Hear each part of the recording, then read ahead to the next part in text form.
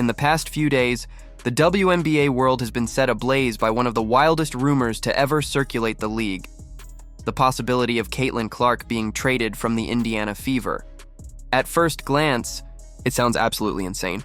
Clark is the single biggest name to enter the WNBA in years, the player who's broken every attendance, ratings, and merchandise record in sight. But in the midst of drama, ego clashes, and media manipulation, fans have begun asking, could there actually be truth behind the whispers?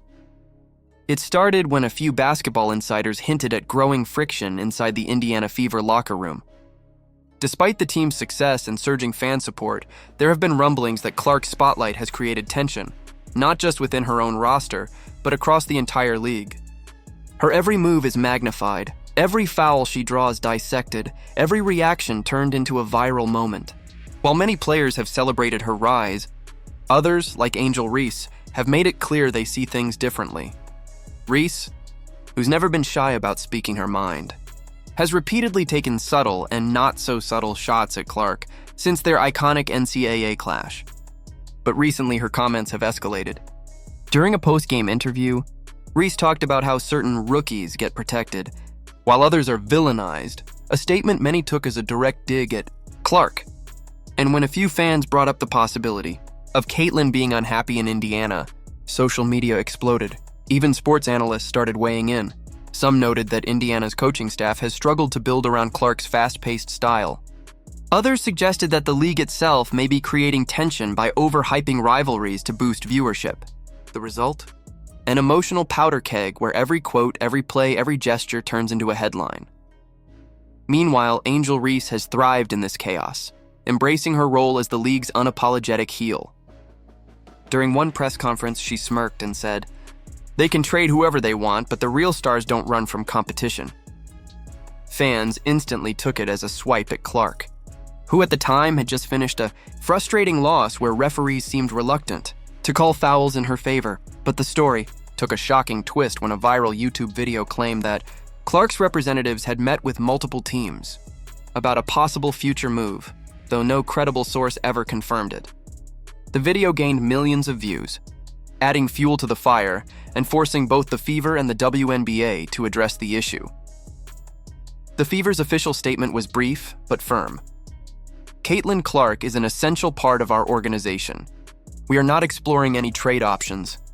Still, fans weren't convinced. Some pointed to how the team's social media had allegedly stopped promoting Clark as heavily after a few controversial games. Others believed her visible frustration on the court hinted at something deeper, perhaps discontent with management or internal politics. Sports personalities like Stephen A. Smith also jumped in. On ESPN, he passionately defended Clark, saying, "You don't trade the face of your league. You build around her. You give her the tools to win." His words echoed what most fans already felt, that Clark's value to the WNBA goes far beyond basketball. But beneath the surface, there's a much darker narrative, one about jealousy, image, and control. Angel Reese has built her own empire on confidence and controversy. She's the self-proclaimed Bayou Barbie, a player who thrives on swagger and attention.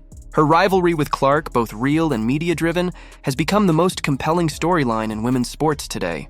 And according to insiders, some within the league believe this rivalry is being deliberately magnified, turning Reese into the outspoken anti-hero and Clark into the clean-cut protagonist.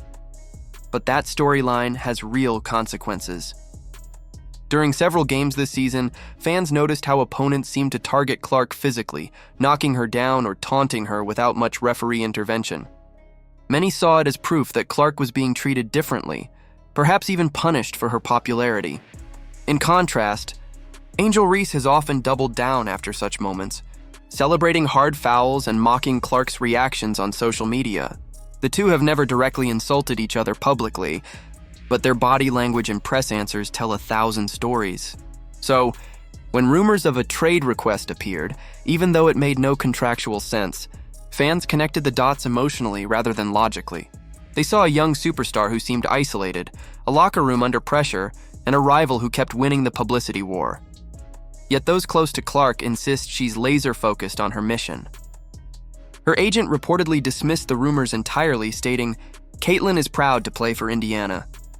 The city loves her and she loves this team. All this talk is noise, and maybe that's the real story here. How noise has become the currency of the modern WNBA.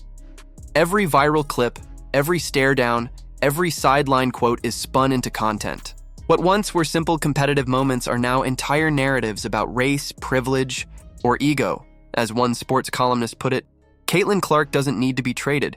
She needs to be protected. Because in the end, this isn't just about basketball. It's about a league struggling to handle its own success. Clark's arrival brought money, sponsors, and millions of new viewers, but also tension, jealousy, and intense scrutiny.